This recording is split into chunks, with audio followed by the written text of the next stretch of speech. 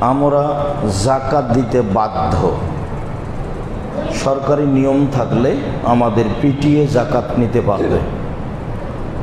তারপরের আলোচনা হবে জাকাত স্বইচ্ছাও দিলাম না, কেউ জোর করেও নিল না, তাহলে কি হবে। তারপরের সংক্ষিপ্ত কথা হবে কি জাকাত দিতে হবে, পরিমাণ। এ নিয়ে আমরা এক গুরুত্বপূর্ণ সংক্ষিপ্ত তথ্যবহুল বিবরণের চেষ্টা করব ইনশাআল্লাহুল আজিজ। জাকাত শব্দের আবিধানিক অর্থ হলো পবিত্র করা। আপনি বা আপনার সম্পদ পবিত্র করবেন, নিজেকে পবিত্র করবেন জাকাত দিয়ে। শরীয়তের পরিভাষায় সম্পদের জাকাত বের করে হকদারের নিকটে পৌঁছে দেওয়া, এটাও মালিকের জিম্মেদারিতে। মালিক নিজেই জিম্মেদার, কে জাকাত পায় তার কাছে পৌঁছে দেওয়া।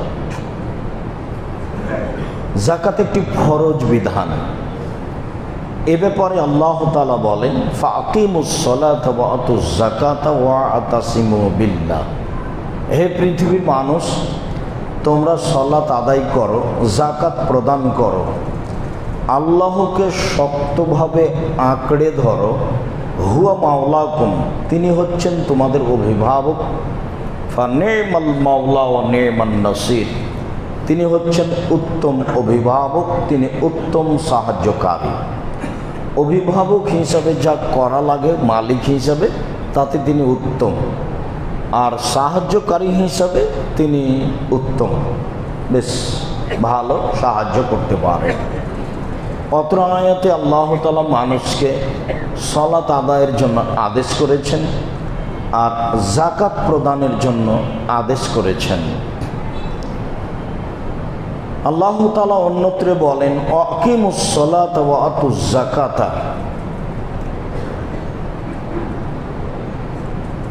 তোমরা সালাত আদায় করো, জাকাত প্রদান করো।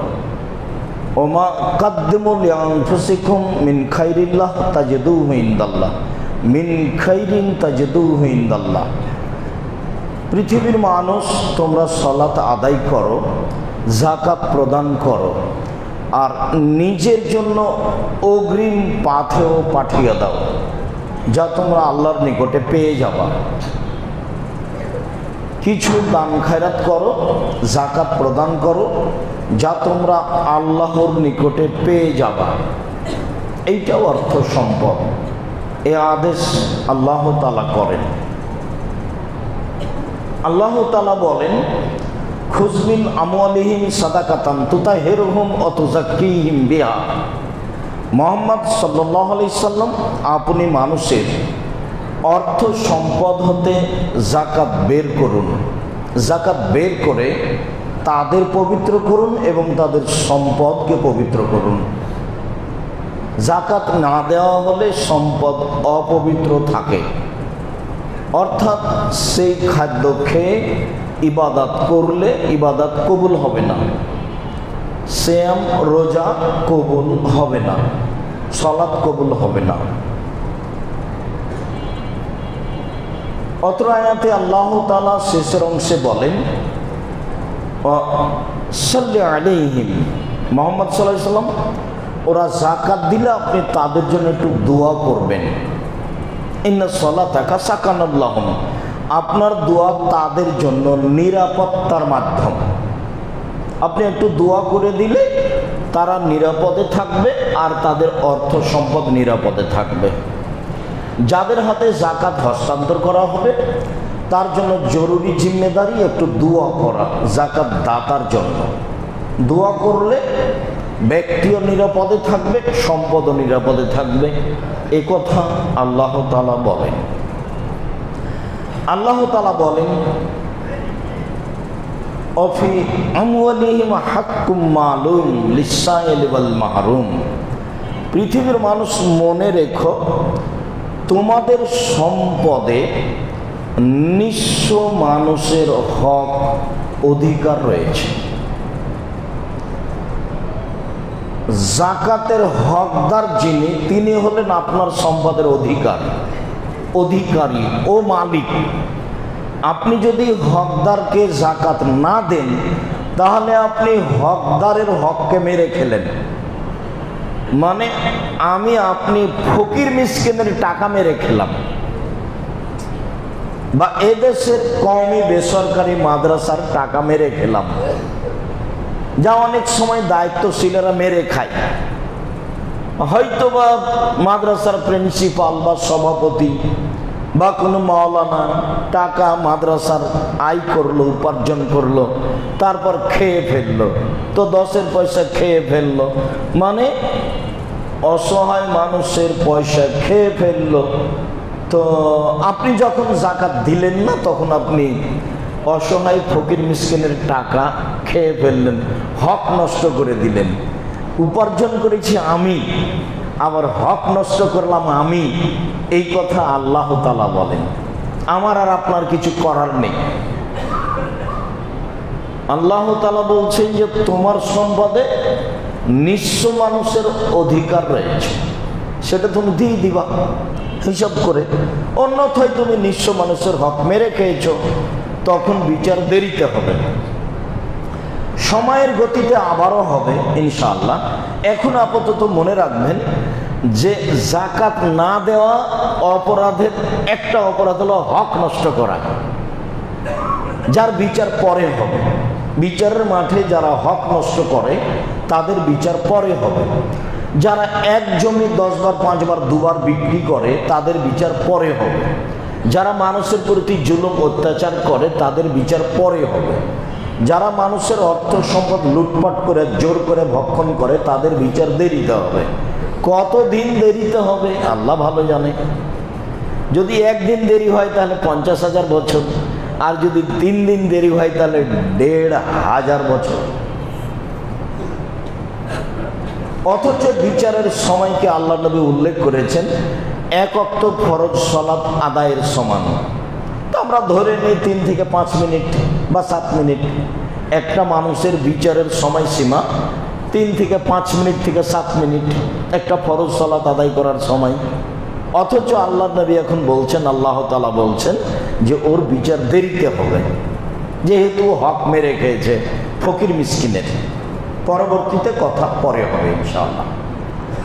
আল্লাহ তাআলা বলেন ওয়াত হাক্কাহু ইয়াওমা হাসাদিহি, যেদিন শস্য কেটে আনছো সেদিন শস্যের ওসর বের করে দাও। শস্য যতবার উৎপাদন হবে ততবার ওসর, যতবার উৎপাদন হবে ততবার ওসর পরিমাণে পৌঁছবে। আর শস্য ব্যতীত বাকি সম্পদ 1 বছর, বাকি সম্পদ 1 বছর, বাকি সম্পদ 1 বছর। আর শস্য যতবার উৎপাদন হবে। অত্র আয়াতে আল্লাহ তাআলা শস্য উৎপাদনকারীকে আদেশ করেন যে যখন তুমি শস্য কেটে আনবা তখন হিসাব করে ওষুধ দিয়ে দিবা, এটা আল্লাহর আদেশ। চলেন দেখি মুহাম্মদ সাল্লাল্লাহু আলাইহি ওয়াসাল্লাম কি বলেন। আব্দুল্লাহ ইবনে উমর রাদিয়াল্লাহু তাআলা আনহু বলেন, রাসূল সাল্লাল্লাহু আলাইহি ওয়াসাল্লাম বলেছেন, বনিয়াল ইসলাম আলা খামসিন, ইসলামের ভিত্তি হলো 5টা, যার উপরে ইসলাম নির্ভর করে। ভিত্তি একটা ঘর যার উপরে নির্ভর করে, তো ইসলামের ভিত্তি আছে 5টা, এটা নির্ভর করে 5টার উপরে। 1, শাহাদাতে আল্লাহ ইলাহা ইল্লাল্লাহ ওয়া আন্না মুহাম্মাদুর রাসূলুল্লাহ, আমি এই বলে সাক্ষ্য দিব যে আল্লাহ ছাড়া কোনো মাবুদ নাই, এই বলে সাক্ষ্য দিব যে মুহাম্মদ আল্লাহর রাসূল। আমি এই বলে সাক্ষ্য দিব যে আল্লাহ ছাড়া কোনো মাবুদ নেই, এই কথার অর্থ হলো শিরক করা যাবে না। তো যেহেতু আমরা এটা বুঝি না, কাজে আমাদের জন্য শিরক করা সহজ। তারপরে আমি সাক্ষ্য দিচ্ছি মুহাম্মদ আল্লাহর রাসূল। মুহাম্মদ আল্লাহর রাসূল আমি সাক্ষ্য দিচ্ছি, এর মানে হলো এই যে ইবাদত করা হবে না, তবে যেটুকু রাসূলের পক্ষ থেকে আছে এইটুকু। যেমন ধরি যে যেমন বেরায়েতের মসজিদগুলোতে এই 15 তারিখ থেকে ফিতরা আদায় শুরু হয়ে যায়, এটা কি রাসূলের পদ্ধতি? আমি সাক্ষ্য দিচ্ছি মুহাম্মদ আল্লাহর রাসূল। তো যদি আমি 15 তারিখ থেকে ফিতরা দেওয়া শুরু করি তখন কি আমার সাক্ষী টিকলো? ওটা তো শুরুর টাইম হলো 28 তারিখ, নিতান্ত আগে বাড়লে 28 তারিখ, 28 তারিখে দেওয়া যায়। আর বুখারী মুসলিমের একাধিক হাদিস ঈদের দিন সকালে দিয়ে মসজিদ ঈদের মাঠে যেতে হবে, এটা একাধিক বুখারী মুসলিমের হাদিস। এখন আপনাদের চলে, কেন যে চলে তা আমাদের জানা নাই, আমি জানি না কেন চলে, কিভাবে চলে, কার সাহসে চলে, এটা আমার জানা নাই। তবে আপনি ভুল সিদ্ধান্তে আছেন, এটা চূড়ান্ত। আপনি মনে করবেন না যে আমি আপনার খুতবা দিতে এসেছি, আপনার খাতিব হিসেবে এসেছি, এই হিসাব আমার জীবনে আমি কোনোদিন করিনি। ওর আমি হিসাবই করি না। আমি হয় দিনের স্বার্থে এসেছি, আর না হয় জামিয়া সালাফের স্বার্থে এসেছি। এইটা হতে পারে। আমার ব্যক্তিগত স্বার্থ, এটা আমার প্রয়োজন নাই। আমি অনেক উপরে আছি আলহামদুলিল্লাহ। আমার আব্বার জমি জায়গা চাষ করে খেলে আমার আরো কয়েক পিঢ়ি যাবে আলহামদুলিল্লাহ। তো কেন যে চলে আপনাদের তা আমার জানা নাই। এই যে আপনার বিক্রি সলাতে চলছে দোয়া, তো চলছে, কান্নাকাটি করে দোয়া করতে হবে, তো এইটা কি চলবে? আমি সাক্ষ্য দিচ্ছি মোহাম্মদ আল্লাহ রাসূল, এই কথা বলার পরে কি ওটা চলবে? না, যেইটুকু দোয়া আসে নবীর মুখের সেইটুকু চলবে। ভুল হিসাব, সিদ্ধান্ত ভুল, ফিরে আসতে হবে। রাসূল সাল্লাল্লাহু আলাইহি ওয়াসাল্লাম যা বলেছেন সেটাই করতে হবে। ইমামকে বলতে হবে, এই ছেলে 24 ঘন্টার মধ্যে শোনাবে হাদিস।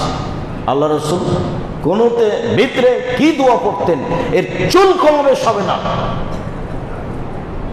সেই দিন আপনি বুঝবেন আমি সাক্ষ্য দিচ্ছি মোহাম্মদ আল্লাহ রাসূল। এমনি দিন কাটে, নিজে খাই, নিজে করি, নিজের মতো চলি, ধর্ম আবার কি?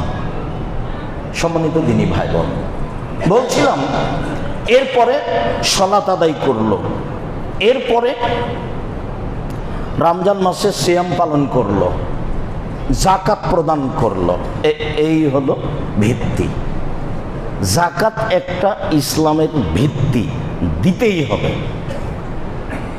আব্দুল্লাহ ইবনে আব্বাস রাদিয়াল্লাহু তাআলা আনহু বলেন, লাম্মা বা'আথা রাসূলুল্লাহ সাল্লাল্লাহু আলাইহি ওয়াসাল্লাম মুহাদান লিল ইমান ফাকালা ইন্নাকা তা'তি আহলা কিতাবিন ফাদুম ইলা শাহাদাতিন লা ইলাহা ইল্লাল্লাহ ওয়া আন্না মুহাম্মাদুর রাসূলুল্লাহ।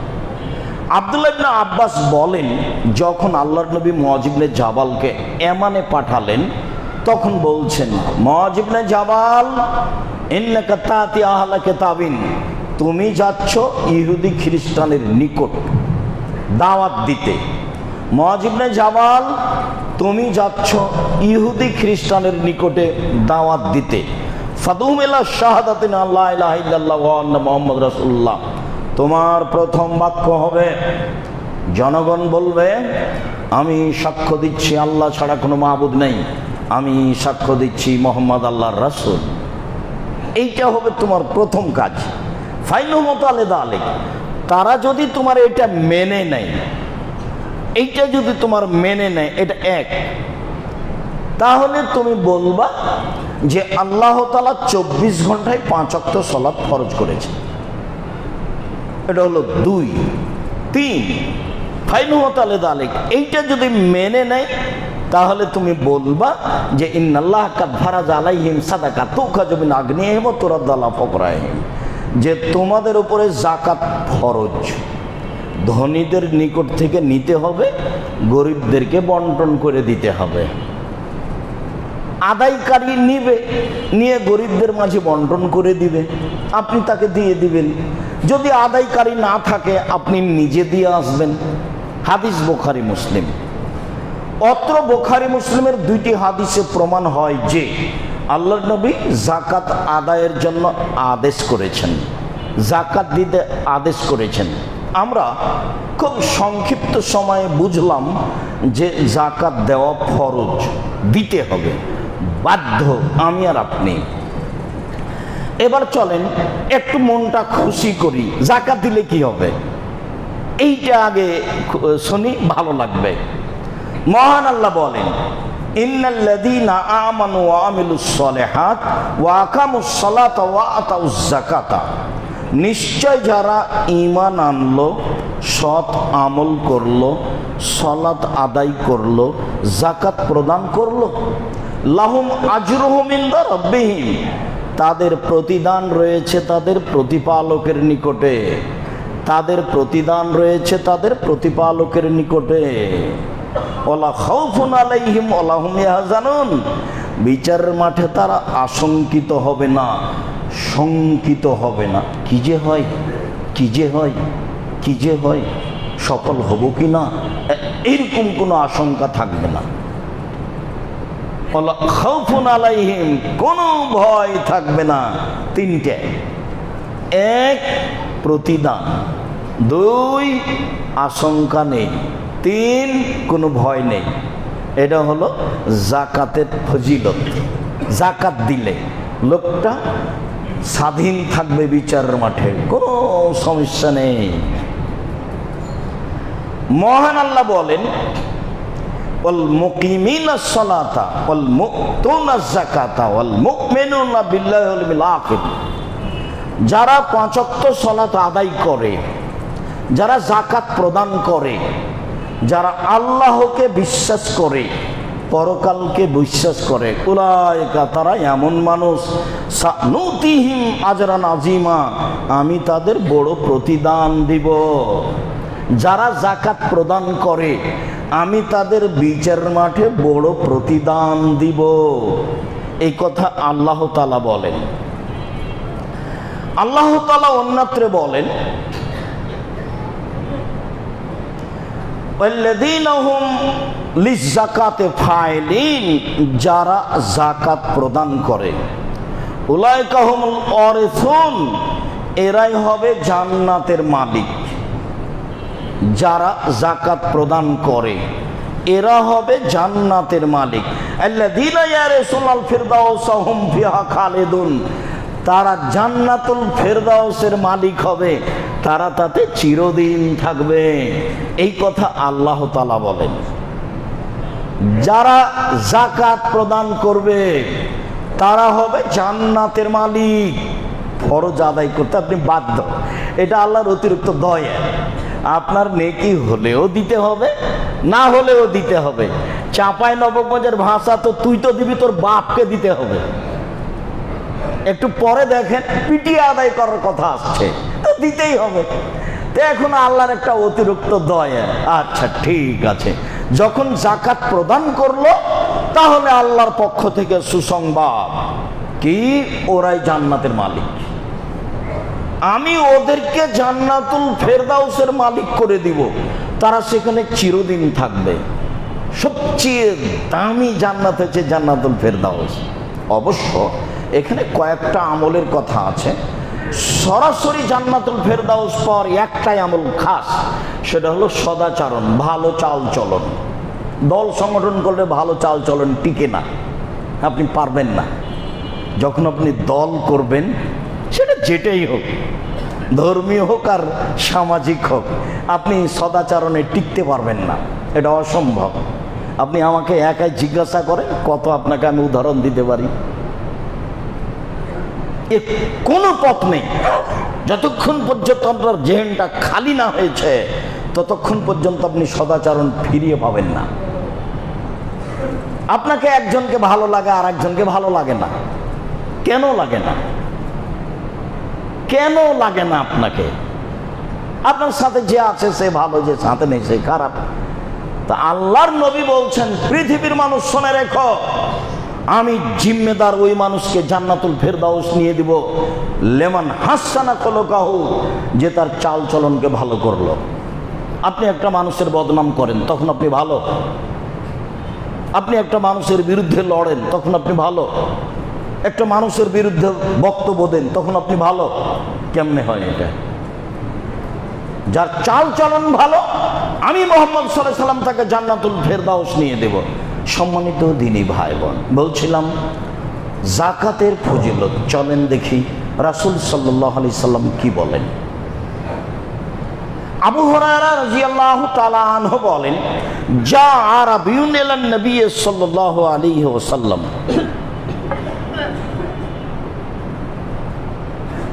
একজন পল্লীর মানুষ, বেদুইন অশিক্ষিত মানুষ রাসূলের কাছে আসলো, এসে বলছে, দুল্লানি আলা আমালিন ইজা আমিলতুহু দাখালতু জান্নাতা, আল্লাহর নবী আমাকে একটা আমলের কথা বলুন তো, যেটা করে জান্নাতে চলে যাব।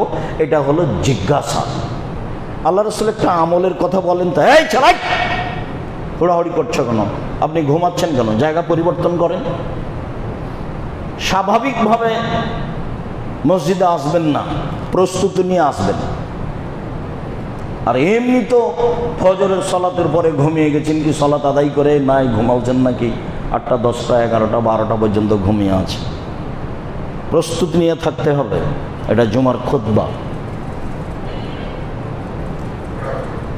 পল্লীর মানুষ এসে বলছে একটা আমলের কথা বলেন যাতে আমি জান্নাতে চলে যাব। তখন আল্লাহ রাসূল শুরু করলেন, 1 আল্লাহর ইবাদত করো, শিরক করো না।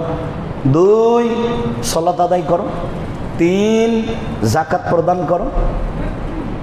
4 রমজান মাসে সিয়াম পালন করো। এই পর্যন্ত বলতেই লোকটা এখন বলছে, ওয়াল্লাহি ওয়াল্লাযী নাফসি বিয়াদিহি, আমি সাধারণ অশিক্ষিত মানুষ, আল্লাহর কসম করে বলছি, আল্লাহর নবী যা বললেন তার বিন্দুমাত্র কম করব না, বিন্দুমাত্র বেশিও করব না। আমি গ্রামের মানুষ, আল্লাহর কসম করে বলছি, আল্লাহর নবী যা বললেন আমি তার বিন্দুমাত্র কমও করব না, তার বেশিও করব না। সুম্মা আল্লাহ। এরপর লোকটি চলে যাচ্ছে, এই স্বীকৃতি দিয়ে চলে যাচ্ছে। তখন আল্লাহ রাসূল বলছেন, শোনো, মান সাররাহু ইয়ানজুরা ইলা রাজুলিন মিন আহলিল জান্নাহ ফালিয়ানজুর হালা। শোনো শোনো, কেউ যদি জান্নাতি দেখতে চায়, এই লোকটাকে দেখো, দেখো এ হলো জান্নাতি, এ দেখো এই লোক জান্নাতি। এখানে একটা আছে যাকাত। আল্লাহ রাসূল বললেন যে তোমরা জান্নাতি মানুষকে দেখতে চাও, এ দেখো। ও কিন্তু এখনো আমল করেনি, ও তো চালুই করেনি আমল। আল্লাহ রাসূল এভাবে বলছেন মানে তার দৃঢ়তা, তার দৃঢ়তা। আল্লাহর কসম যা বলেছেন তার সরিষা সম পরিমাণ কমও করব না, বেশিও করব না। সে দৃঢ় চেতার মানুষ, একবারে দৃঢ়তা প্রকাশ করেছে, ওরা আমলই করেনি। আল্লাহ রাসূল বলছেন, দেখো দেখো দেখো, কেউ যদি জান্নাতি দেখতে চাও, এই লোকটা জান্নাতি। হাদিস তো বুখারী মুসলিম। এ হলো যাকাতের ফল।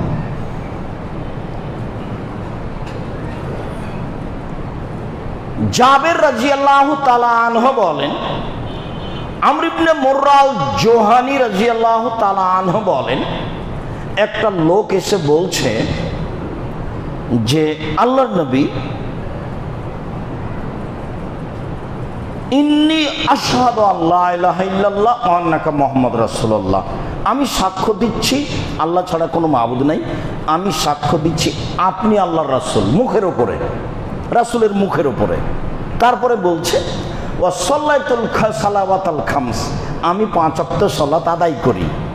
তারপরে বলছে, ওয়া সুমতু রমাজান ও কুমতুহু, আমি রমাজানের সিয়াম পালন করি এবং তারাবি পড়ি। তারপরে বলছে যে ওয়া আতাইতু যাকাতা, আমি যাকাত দিই। এইবার আল্লাহ রাসূল বলছেন, শোনো, মান মাতা আলা হাযা কানা ইয়াউমাল কিয়ামা মিনাশ শুহাদা ওয়াস সিদ্দিকিন। এইরকম দৃঢ়তার সাথে কর্ম নিয়ে মারা যাবে যে সে বিচারের মাঠে শহীদ সিদ্দিকদের সাথে থাকবে। যারা শহীদ, যারা খুব উপর পর্যায়ের মানুষ, নবীর পরপরই যারা খুব মান সম্মানে হাই পর্যায়ের মানুষ বিচারের মাঠে, তারা হলো শহীদ। আমি আর আপনি শহীদ বললে তো হবে না। যারা শহীদ তাদের মান অনেক বেশি। তো আল্লাহ রাসূল বললেন যে যারা 5 ওয়াক্ত সালাত আদায় করে, সিয়াম পালন করে, যাকাত প্রদান করে, এরা বিচারের মাঠে শহীদদের সাথে থাকবে। এই কথা মুহাম্মদ সাল্লাল্লাহু আলাইহি সাল্লাম বলেন, এটা আমার কথা নয়। জাবের রাদিয়াল্লাহু তাআলা আনহু বলেন, রাসূল সাল্লাল্লাহু আলাইহি সাল্লাম একদিন আল্লাহ রাসূলকে জিজ্ঞাসা করলেন যে আরাইতা ইন আদ্দার রাজুলু যাকাতা মালিহি, আল্লাহ নবী, মানুষ যদি তার সম্পদের যাকাত বের করে তাহলে কি হবে? আল্লাহ রাসূল বলেন, তো মানুষ যদি তার সম্পদের যাকাত হিসাব করে বের করে তাহলে কি হবে? তখন আল্লাহ রাসূল বলছেন, মানাদ্দা যাকাতা মালিহি ফাআযহাবাল্লাহু শাররাহু আনহু, কেউ যদি যাকাত সম্পদ থেকে হিসাব করে বের করে, তার সম্পদ চিরদিন নিরাপদে থাকবে। ওই সম্পদ নিয়ে জাহাজ পানিতে ডুবে যাবে না, ওই সম্পদ আপনার দোকান পুড়ে নষ্ট হবে না, ওটার উপরে কোনো বিপদ আসবে না। এ কথা আমি বলিনি, এ কথা মুহাম্মদ সাল্লাল্লাহু আলাইহি সাল্লাম বলেছেন। তিনি বলেছেন যে সম্পদের যাকাত দিবে, তার সম্পদে কোনো বালা মুসিবত আসবে না, এই কথা মুহাম্মদ সাল্লাল্লাহু আলাইহি সাল্লাম বলেন। যদি কথা মনে না থাকে তাহলে যন্ত্রপাতি সামনে আছে, আবারও চালু করে বুঝবো। সম্মানিত দিনী ভাই বোন যারা আমার সামনে আছেন, যারা অনলাইনে পৃথিবীর বিভিন্ন প্রান্ত থেকে অবগত হচ্ছেন, যারা সময়ের গতিতে অবগত হবেন, আমি পৃথিবীর সকল বাঙালি দিনী ভাই বোনকে বলছি, আপনি আপনার অর্থ সম্পদের যাকাত বের করুন, আপনার অর্থ সম্পদ ধ্বংস হবে না, আপনার অর্থ সম্পদের উপরে বালা মুসিবত আসবে না, এই কথা মুহাম্মদ সাল্লাল্লাহু আলাইহি ওয়াসাল্লাম বলেন। আর আল্লাহ বলে আপনি জান্নাতের মালিক, আপনি জান্নাতুল ফেরদাউসের মালিক, আপনি সেখানে চিরদিন থাকবেন, এ কথা আল্লাহ তাআলা বলেন। সম্মানিত দিনী ভাই বোন, অবশ্য আপনি যাকাতে হিসাব করে বের করবেন। উমামা বাহিলি রাদিয়াল্লাহু তাআলা আনহু বলেন, রাসূল সাল্লাল্লাহু আলাইহি সাল্লাম বলেছেন যে সাল্লু খামসাকুম, 5 ওয়াক্ত সালাত আদায় করো, অসুমু শাহরাকুম, রমজান মাসের সিয়াম পালন করো, ও আদা যাকাত আমওয়ালিকুম, সম্পদের যাকাত দিয়ে দাও, ও আতিজা আমরিকুম, সমাজের দায়িত্বশীল যারা হুঁশিয়ার, সমাজের নেতা দায়িত্বশীল যারা, তাদের মেনে চলো, তাদখুলু জান্নাতা রাব্বিকুম, সহসাই তোমাদের প্রতিপালকের জান্নাতে চলে যাবা। 1 5 ওয়াক্ত সালাত, 2 রমজান মাসের সিয়াম, 3 যাকাত প্রদান, 4 মানুষকে মেনে চলা, মানুষকে উপেক্ষা করে চলতে হবে না। জান্নাত পাওয়ার এটা একটা বড় মাধ্যম, তাহলে আপনি আপনার প্রতিপালকের জান্নাতে সহজেই চলে যাবেন। সম্মানিত দিনী ভাই বোন, আমরা যাকাত দিলে সহজেই জান্নাত পাবো, জান্নাতুল ফেরদাউসের মালিক হব, সম্পদ নিরাপদে থাকবে, এই কথা আল্লাহ তাআলা বলেন, এ কথা রাসূল সাল্লাল্লাহু আলাইহি ওয়াসাল্লাম বলেন, যা আমরা অবগত হলাম। আল্লাহুম্মা সাল্লি আলাইহি, আল্লাহুম্মা বারিক আলাইহি। আলহামদুলিল্লাহি ওয়াহদা, ওয়াসসালাতু ওয়াসসালামু আলা মান লা নাবিয়্যা বাদা।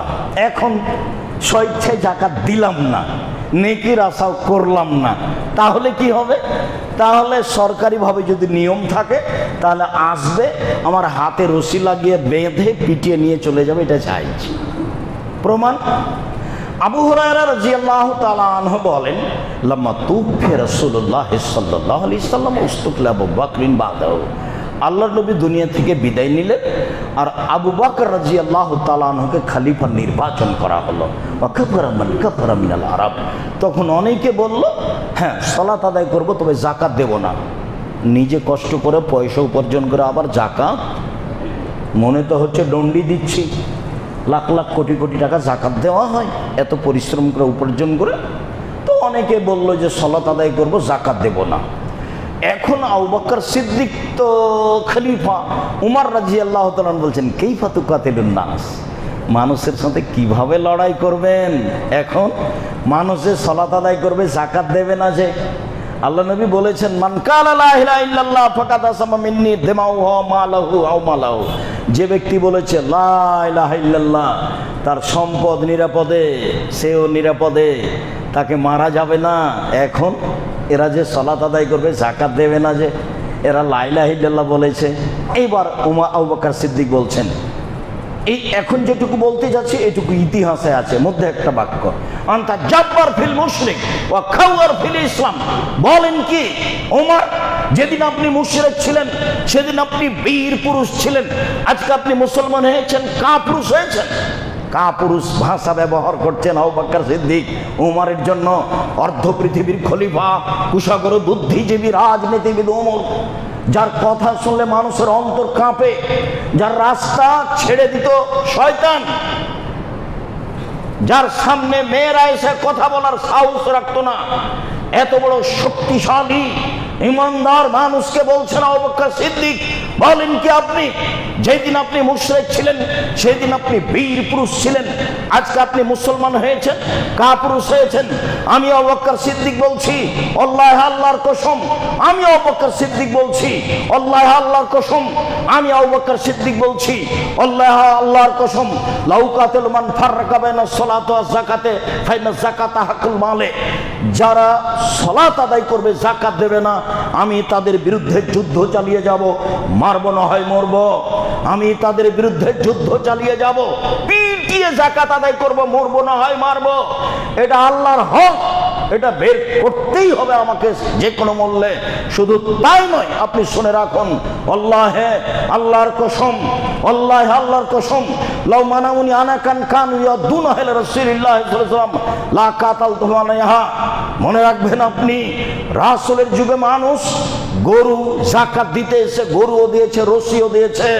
মনে রাখবেন আপনি, রাসূলের যুগে মানুষ ধান ওসর দিতে এসে ধানও দিয়েছে, বস্তাও দিয়েছে। মনে রাখবেন, আমি আল্লাহর কসম করে বলছি, রাসূলের যুগে গরু দিতে এসে গরুও দিয়েছে, রশিও দিয়েছে। রাসূলের যুগে ধান ওসর দিতে এসে ধানও দিয়েছে, বস্তাও দিয়েছে। আমি আবু বকর সিদ্দিক বলছি, আজ যদি গরু দেয় রশি না দেয়, আজ যদি গরু দেয় রশি না দেয়, ধান দেয় বস্তা না দেয়, তাহলে আমি তার সাথে যুদ্ধ চালিয়ে যাব, পিটিয়ে বস্তা আদায় করব, রশি আদায় করব। কেন? এটা রাসূলের যুগে ছিল, এইটাই করব যে কোনো মূল্যে। রশি তো ফরজ নয়, বস্তা তো ফরজ নয়। তার মানে উনি মুহাম্মদ সাল্লাল্লাহু আলাইহি সাল্লামের নীতির উপরে টিকে থাকতে অটল, যে কোনো মূল্যে। আরে ছাড়েন, গরু রাখেন, ধান রাখেন, এইখানে আসেন বস্তা আর রশি। রাসূলের যুগে যে নিয়ম ছিল সেটাও হবে যে কোনো মূল্যে। কিভাবে করা লাগে সেটা আমি দেখছি, কিন্তু বুঝলাম হাদিস তো বুখারী মুসলিম। সম্মানিত দিনী ভাই বোন, তো জোর করেও কি নইল না, তাহলে কি হবে? আল্লাহ তাআলা বলছেন, ওয়াল্লাযীনা ইয়াকনিযুনা আয-যাহাবা ওয়াল ফিদ্দা ওয়া লা ইউনফিকুনাহা ফী সাবিলিল্লাহ ফাবাশশিরহুম বিআযাবিন আলীম। যারা অর্থ সম্পদ সঞ্চয় করে রাখে, স্বর্ণ চাঁদি টাকা পয়সা সম্পদ, তার যাকাত বের করে না, মুহাম্মদ সাল্লাল্লাহু আলাইহি ওয়াসাল্লাম আপনি তাদের সুসংবাদ দিয়ে দেন, তাদের জন্য রয়েছে কষ্টদায়ক শাস্তি, তাদের জন্য রয়েছে বড় শাস্তি। এটা আল্লাহ ঘোষণা দিলেন। বড় শাস্তিটা কি? এবার আল্লাহ বলছেন, ইয়াউমা ইউহমা আলাইহা ফী নারি জাহান্নামা ফাতুকওয়া বিহা জিবাহুহুম ওয়া জুনুবুহুম ওয়া জুহুরুহুম। তার অর্থ সম্পদকে বিচার মাঠে লাঠি তৈরি করে জাহান্নামের আগুনে গরম করে তার কপালে, তার পার্শ্বদেশে, তার পিঠে দাগ দেওয়া হবে। ফাযুকু মা কুনতুম তাকনিজুন। এনাও না, যে সম্পদ সঞ্চয় করে রেখেছিলে, যাকাত দেওনি, তা কেমন লাগে একটু বুঝো, একটু স্বাদটা নেও না, কেমন লাগে একটু দেখো। ফেরেশতারা এরকম করবেন কেন? অপমান করার জন্য। জাহান্নামে তো যাবে, তো লাঠি দিলেই তো হলো, লাঠি দেওয়া দাগ দেবে, ও তো জাহান্নামের আগুনে গরম করা আছে, কপালে, পার্শ্ব, পিঠে, তো এইভাবে ছেঁক দিলেই তো হলো। তো এইভাবে বলবেন কেন? একটু কেমন লাগে দেখো না, একটু কেমন লাগে দেখো না, একটু নিজের সঞ্চিত সম্পদ কেমন লাগে একটু দেখো। এইটা কেন? এটা অপমান করার জন্য। চলেন দেখেন আবার বুখারী মুসলিমের হাদিস। আবু হুরায়রা রাদিয়াল্লাহু তাআলা আনহু বলেন, রাসূল সাল্লাল্লাহু আলাইহি সাল্লাম বলেছেন, মানাতাহুল্লাহু মালান ফালাম ইয়াদ যাকাতাহু মুসাল্লাল্লাহু মাল ইয়াউমাল কিয়ামাহ সোজা আকরা। যারা অর্থ সম্পদের যাকাত দেবে না, তাদের অর্থ সম্পদকে বিচারের মাঠে সাপ তৈরি করা হবে, বিষাক্ত সাপ, মাথায় লোম থাকবে না, টাক পড়ে থাকবে, চোখের ওপরে আরো দুইটা কালো দাগ থাকবে। এটা হলো ভয়ঙ্কর ভয়ঙ্কর ভয়াবহ সাপ। ইতমু কাওয়ালা, ওনাকেই তার গলায় পেঁচিয়ে দেওয়া হবে। সাপ তো দেখলেই মানুষ পালায়, এই বিষাক্ত সাপ তার গলায় পেঁচিয়ে দেওয়া হবে, এবং বিষাক্ত সাপ গলায় পেঁচানো অবস্থায় তার মুখের দুই দিকে ছোবল মারবে আর বলবে, আনা মালক, আমি তোমার সম্পদ, আনা কানজক, আমি তোমার সঞ্চিত সম্পদ, যার যাকাত দেওয়া হয়নি। এবার কেমন হলো? সম্পদকে সাপ তৈরি করা হবে বিষাক্ত, সম্পদই বলবে। ছেলে মেয়ের পাল্লাতে পড়ে, বইয়ের পাল্লাতে পড়ে এরকম করবেন না, কিছু খুব সাবধান। একবারে কাঁটায় কাঁটায় 2 দিন বাঁচতে এসে পরকাল হারাতে রাজি নয়। এরকম জীবনের প্রয়োজন নেই। একটা সুন্দর জীবন গড়ে তোলার চেষ্টা করে, ছেলে মেয়ে আহাল পরিবার নিয়ে নিজেকে টিকানোর চেষ্টা করে। 5 ওয়াক্ত সালাত, হালাল রুজি, কোরআন তেলাওয়াত, আড্ডা পিটা হারাম। দোকানে বসতে পাবেন না। এই যে ঘন্টার ঘন্টা দোকানে বসে আছেন কেন? বেটি ছেলে নাচে, মোবাইলাতে, টিভিতে, ওখানে বসে থাকেন কেন? কোন শরমে থাকেন? একটু লজ্জা হয় না কেন? একটু শরম হয় না কেন? একটু হায়া হয় না কেন? একটু খারাপ লাগে না কেন? একটু ইতস্তবোধ হয় না কেন? ল্যাংটা মেয়ে নাচে, চক্ষু ঠান্ডা করেন, কলিজা ঠান্ডা করেন দেখে, এটা কোন স্বভাব? নিজেকে আপনাকে যদি জিজ্ঞাসা করা হয় যে আপনি ভালো মানুষ, তাহলে আপনি কি বলবেন? আমি হ্যাঁ, তাই কি বলতে পারবেন? আপনি বলতে পারবেন এটা ভালো আচরণ? বাস। 5 ওয়াক্ত সালাত, হালাল রুজি, কোরআন তেলাওয়াত, আড্ডা পিটা হারাম, রাত 10টায় ঘুমিয়ে যাব। বাড়িতে কারফিউ জারি থাকবে প্রেসিডেন্ট আইয়ুবের, তার মানে 10টায় ঘুমিয়ে যেতে হবে। একরাহুল কালামা কাবাল বাদাল ইশায়ে, একরাহুল নামা কাবাল ইশায়ে। আল্লাহর নবী এশার সালাতের পরে কথা বলা ঘৃণা করতেন। আল্লাহর নবী এশার সালাতের পরে কথা বলা ঘৃণা করতেন। আল্লাহর নবী এশার সালাতের পরে ঘুমিয়ে যাওয়া ঘৃণা করতেন। দুটাই ঘৃণা। এইটা হলো আপনি পরিবারের মালিক, আপনি জিম্মেদার, আপনাকে কঠোর হতে হবে। এক, কে ছেলে মেয়ে রাত 10টায় ঘুমিয়ে যেতে হবে পড়াশোনা ব্যতীত, যে কোনো মূল্যে, যে কোনো মূল্যে ঘুমাতে হবে, যে কোনো মূল্যে। কেমন পিতা আল্লাহই ভালো জানে কি করেন আপনি। এইসব জবাব দিতে হবে। রাত 3টায় উঠে যাবেন। এই যে 10টায় ঘুম, 3টায় উঠলেন, কয় ঘন্টা ঘুম হলো? 5 ঘন্টা। 3টায় উঠে যান, 2 রাকাত সালাত আদায় করেন। আল্লাহকে কিছু বলেন। উনি আপনার কথা শোনার জন্য 7ম আকাশ থেকে 1ম আকাশে নেমে এসেছে, শুধু আপনার জন্য। আমি মনে হয় বুঝাতে পারলাম না। দিনী বোন, আপনি কি বুঝতে পারছেন? মহিলা মানুষ না এমনি আসেন আর যান, মসজিদে জুমা মসজিদে যাওয়া লাগে, পৈতৃক সম্পত্তি, এটা আমাদের এলাকার গ্রামের মসজিদ, তাই এসেছে। জি না, কথা শুনেন, এদিকে এদিকে কথা শুনেন। রাত 10টায় ঘুমিয়ে যেতে হবে, আপনি মহিলা মানুষ। 3টায় উঠবেন। আপনার জন্য আল্লাহ 7ম আকাশ থেকে 1ম আকাশে নেমে এসেছেন। আর আপনাকে বলছি, শুধু আপনার জন্য, আপনার সাথে একটু কথা বলার জন্য আল্লাহ কোথা থেকে নেমে এসেছেন? 7ম আকাশ থেকে 1ম আকাশে নেমে এসেছেন। আপনি কি বলেন এটা শোনার জন্য? কিছুই বলবেন না। এইভাবে রাত 3টায় ঘুমাবেন, রাত 10টায় উঠবেন, এটা কোনো জীবন হলো? সম্মানিত দিনী ভাই বোন, বলছিলাম যে যাকাত না দিলে ফলাফল এই।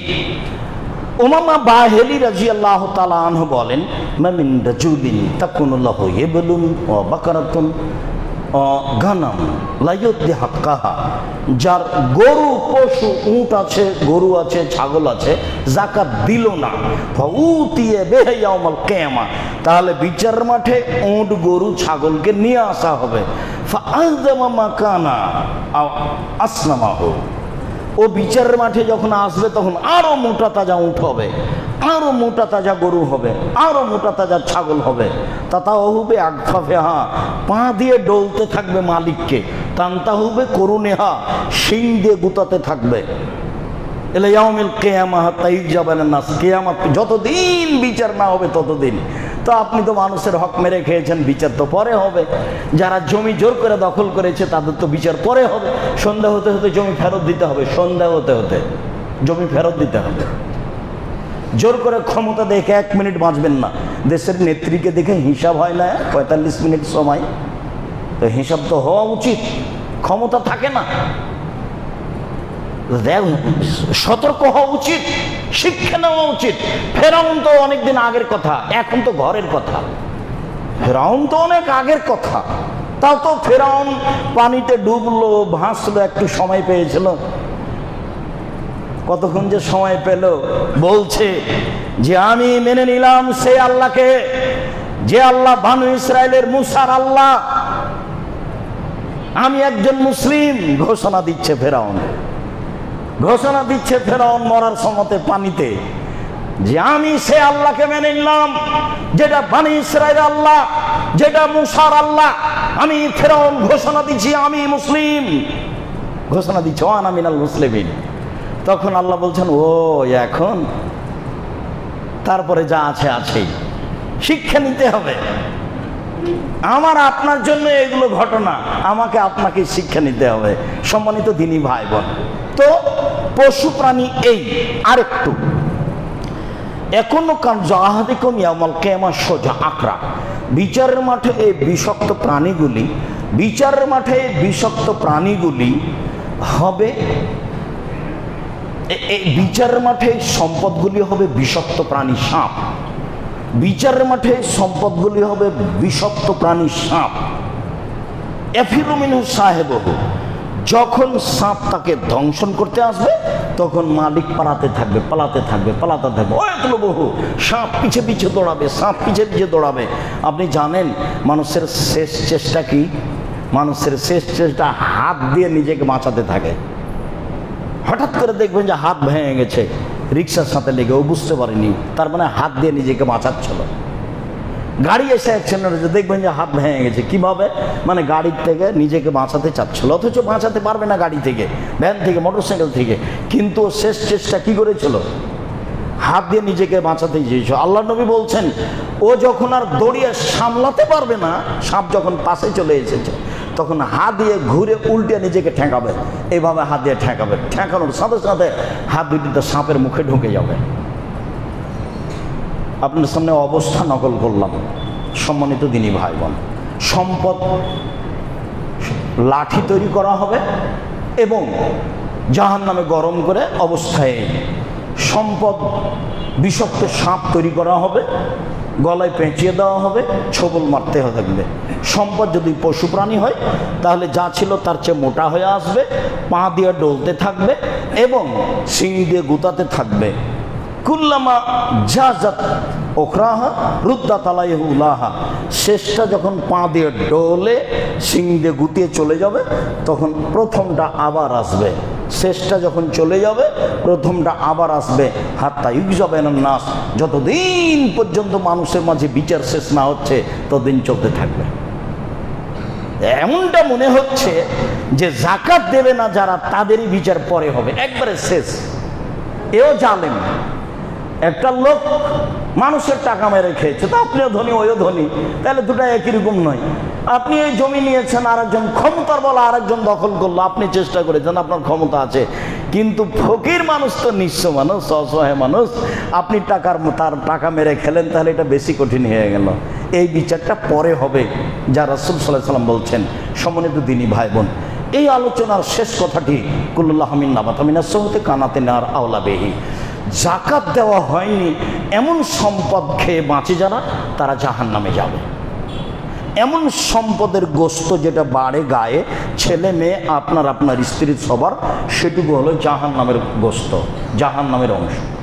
যে অংশ অবৈধ পয়সা দিয়ে বাড়ে সেটা জাহান্নামে যাবে। তা আমার ছেলে, আমার মেয়ে, আমার ওই সম্পদ খায় যে সম্পদে যাকাত দেওয়া হয়নি, চলে না। 25টি উট হলে একটি উটের বাচ্চা যাকাত দিতে হয়। 30টি গরু হলে একটি গরু যাকাত দিতে হয়। 40টি ছাগল হলে একটি ছাগল যাকাত দিতে হয়।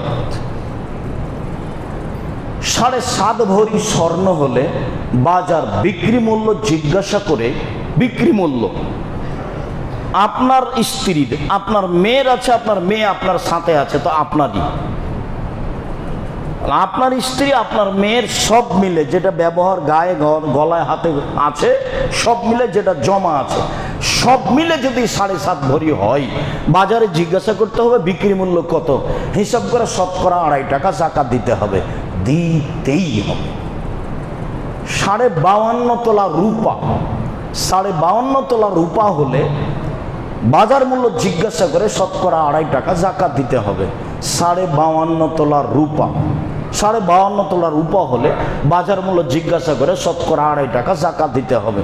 পরের অংশ খুব জরুরি অংশ, ব্যবসামূলক যত জমি কিনা আছে আপনাদের, যে সময়ের গতিতে বিক্রি করে দেবো, আপনি ল্যান্ড ব্যবসায়ী, এখন বাজারে হিসাব করতে হবে এই জমির দাম কত, সব জমির দাম হিসাব করে স্বর্ণ হিসাবে আর না হলে রূপার হিসাবে শতকরা 2.5 টাকা যাকাত দিতে হবে। আবার বলি, যত সম্পদ আছে ব্যবসায়ী সম্পদ, এইটুকু কিনেছেন বাড়ি করার জন্য, এটা লাগবে না। আপনি ল্যান্ড ব্যবসায়ী, আপনি কিনে রেখেছেন, সময়ের গতিতে বিক্রি করবেন, এইটা আপনাকে ভালো করে মনে রাখতে হবে। আপনি শোরুম আছে গাড়ি, এখন আপনাকে যাকাত দিতে হবে। কতটি গাড়ি আছে? 5টা গাড়ি আছে, ব্যবহার করেন, তার যাকাত দিতে হবে না। যদি আমি বুঝাতে না পারি তাহলে আবারও পরে বলবো। আপনি বাড়ির ফ্ল্যাট কিনে রেখেছেন, সময় বিক্রি করবেন। আপনি নিজে বসবাস করবেন, সেজন্য দুটো ফ্ল্যাট কিনে রেখেছেন, এর জাকাত দিতে হবে। আপনি ফ্ল্যাটেরই ব্যবসা করেন, রিয়েল এস্টেট ব্যবসা আপনার, তাহলে আপনাকে এখন এর কত টাকা লাগতে পারে এই হিসাব করে স্বর্ণের হিসাবে, মানে প্রায় 3.5 লাখ টাকা, 7.5 ভরি স্বর্ণ বা তার চেয়ে বেশি, 7.5 ভরি স্বর্ণ বিক্রি মূল্য কত আছে, তো ওটা দেখে যদি টাকা আপনার অত হয়, শতকরা 2.5 টাকা জাকাত দেবেন। আর যদি রূপার হিসাবে আসেন ভালো হবে, ফকির মিসকিন একটু বেশি পাবে, সেইটা প্রায় লাখখানেক। 52.5 তলা রূপা, এখনই জিজ্ঞেস করবেন সন্ধ্যার সময়তে যে স্বর্ণকার, কাছা ভাই 52.5 তলা রূপার দাম কত? 75,000, 80,000, 1 লাখ।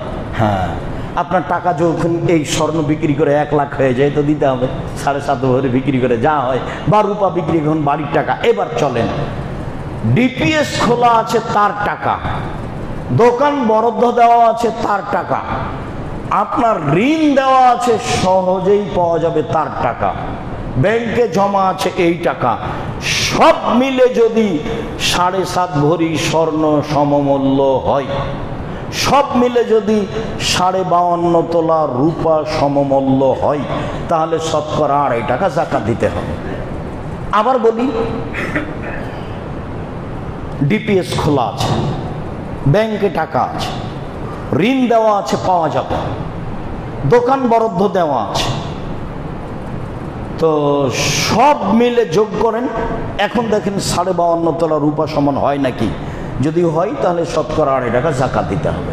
তবে যে টাকা আপনি ঋণ দিয়েছেন পাওয়া যাবে না, পাওয়া যাবে কি যাবে না সন্দেহ আছে, এটা হবে না।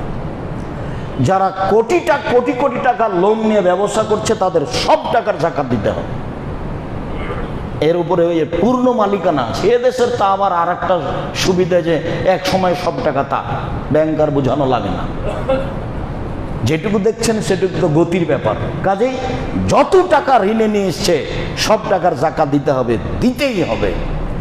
এবার শস্য 18 মণ 30 কেজি শস্য হলে, ধান বা গম বা যে কোনো শস্য 18 মণ 30 কেজি শস্য হলে 20 ভাগের 1 ভাগ শস্য ওসর দিতে হবে। 18 মণ 30 কেজি শস্য হলে উপরে যত যাবে সব 20 ভাগের 1 ভাগ, 20 ভাগের 1 ভাগ, 20 ভাগের 1 ভাগ। 18 মণ 30 কেজি শস্য হলে 20 ভাগের 1 ভাগ শস্য ওসর দিতে হবে। আপনি জমি লিজ নিয়েছেন সেটারও দিতে হবে, যেটা আপনার নিজের জমি সেটারও দিতে হবে। বন্দুক হারাম, খাই খালাসি চলে, লিজ চলে, বন্দুক হারাম, এক সময়ে টাকাও ফেরত পাওয়া যায়, জমিও পাওয়া যায়, এইগুলো প্রথা চলবে না। খাই খালাসি এখন বুঝেন কি না, লিজ, এটা চলবে। তো এর যেটা শস্য হয়েছে সেই শস্যর ওসর দিতে হবে।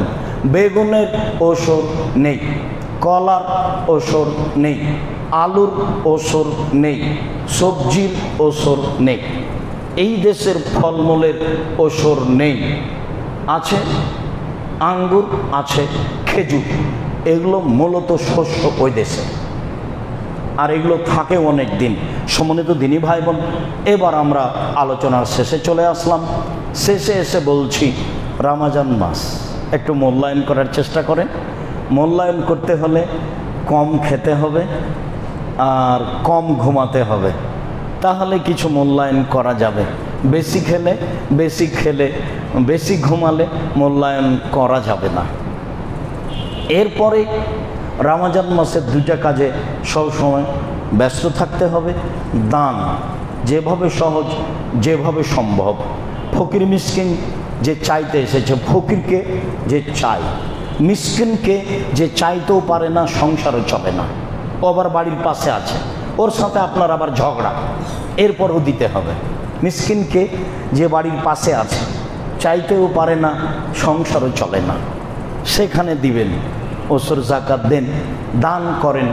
দান যেটা মসজিদ পারপাস, সেগুলো খুব উপর পর্যায়ে। মসজিদের টাকা দিয়ে মাদ্রাসা করা যায় না, মাদ্রাসার টাকা দিয়ে মসজিদ করা যায়, মানে মসজিদের টাকা নিচের দিকে নিয়ে যাওয়া যাবে না, এ খুব দামি। মসজিদের টাকা নিচের দিকে নিয়ে যাওয়া যাবে না, মসজিদের টাকা দিয়ে মসজিদ বানাতে হবে। এখানে জায়গা না থাকলে যাদের মসজিদ তৈরি হচ্ছে সেখানে দিতে হবে। যুগ যুগ ধরে শতাব্দীর পর শতাব্দী টাকা ধরে রাখতে হবে না। আপনার পরে আপনার ছেলে আসবে, সে কোটি টাকার মালিক হবে, যার জন্য এই মসজিদ তৈরি করা কোনো ব্যাপারই নয়। কাজেই আপনাকে এটা ধরে রাখতে হবে, এটার প্রয়োজন নেই। আপনার প্রয়োজন না থাকলে পাশের মসজিদে সেখানে দিয়ে দিবেন। মসজিদের টাকা মাদ্রাসায় নিয়ে যাওয়া যায় না, তাহলে এটা নিচে চলে গেল। ওটা হলো মসজিদের টাকা সবচেয়ে উপরে আছে, এইটা মসজিদেই খরচ করতে হবে। হ্যাঁ, মাদ্রাসার টাকা আপনারা আলোচনা করে মসজিদে নিয়ে আসতে পারেন। সম্মানিত দিনী ভাই বোন, আমি রমজানকে যথাযথভাবে মূল্যায়ন করার আন্তরিকভাবে অনুরোধ জানিয়ে রমজান মাসকে মূল্যায়ন করো তো। কম ঘুম, কম খাওয়া, ইফতারি কম সাজানো, এটা আন্তরিকভাবে অনুরোধ জানিয়ে যাকাতের প্রতি খুব শক্ত হওয়ার অনুরোধ জানিয়ে আপাতত আজকের মতো কথা এখানেই শেষ করলাম। সুবহানাকা আল্লাহুম্মা ওয়া বিহামদিকা আশহাদু আল্লা ইলাহা ইল্লা আনতা আস্তাগফিরুকা ওয়া আতুবু ইলাইক। আল্লাহুম্মা সাল্লি আলাইহি আল্লাহুম্মা